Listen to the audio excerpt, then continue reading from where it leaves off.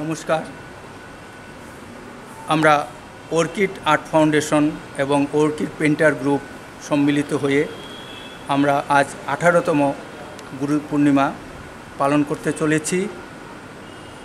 এই গুরু পূর্ণিমাতে আমাদের স্যার এই বরাক উপত্যকার যশস্বী চিত্রশিল্পী ছিলেন বীরেন্দ্রলাল ভৌমিক। ওনাকে আমরা শ্রদ্ধাঞ্জলি জ্ঞাপন করব আজকে।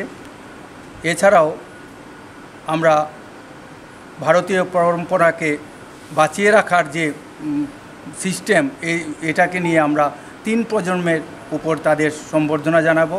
আজকে সকালে একটা আর্ট কম্পিটিশন হয়েছে, ফাইনাল রাউন্ডের আর্ট কম্পিটিশন হয়েছে। এতে প্রায় 370 জন অংশগ্রহণ করেছিল। আর প্রথম পর্যায়ে যে এই কম্পিটিশনটা ছিল এটা প্রায় 1150 জন অংশগ্রহণ করেছিল। আজকে সকালে একটা বিরাট উৎসব মুখর হয়েছিল এই গুরু পূর্ণিমার পুণ্যতিথিতে। আর একটু পরে আমরা এই স্যারকে পূজন এবং নানান অনুষ্ঠান দিয়ে আমরা স্যারকে আমরা শ্রদ্ধাঞ্জলি করব। আমার এদিকে আছে সংস্কার ভারতীর মহামন্ত্রী উত্তর পূর্ব প্রান্তের, উনি কিছু বলবেন। উনি আমার এই গুরু পূর্ণিমার জন্মলগ্ন থেকেই উনি আমার সাথে আছেন এবং আমিও সংস্কার ভারতীতে আছি। সংস্কার ভারতী যেহেতু এটা শিল্পীকে নিয়ে সংগঠন, তো প্রথম থেকেই সংস্কার ভারতী গুরু পূর্ণিমা উৎসব পালন করে।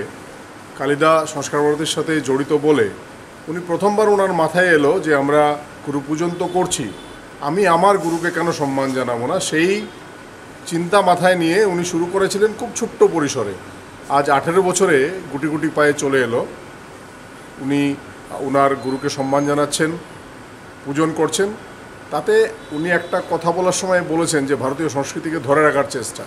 ওনার যে ছাত্ররা রয়েছে, যে ছোট ছোট শিল্পীরা রয়েছে, তাদেরকে আমি দেখছি গত 18 বছর ধরেই, সম্ভবত 1 বছর আমি বাদ দিইনি, যদিও আমি শিলচরের বাইরে ছিলাম অনেক দিন, কিন্তু আমি গুরু পূর্ণিমার দিন অরুণ পালের এই অনুষ্ঠানে আমি থেকেছি।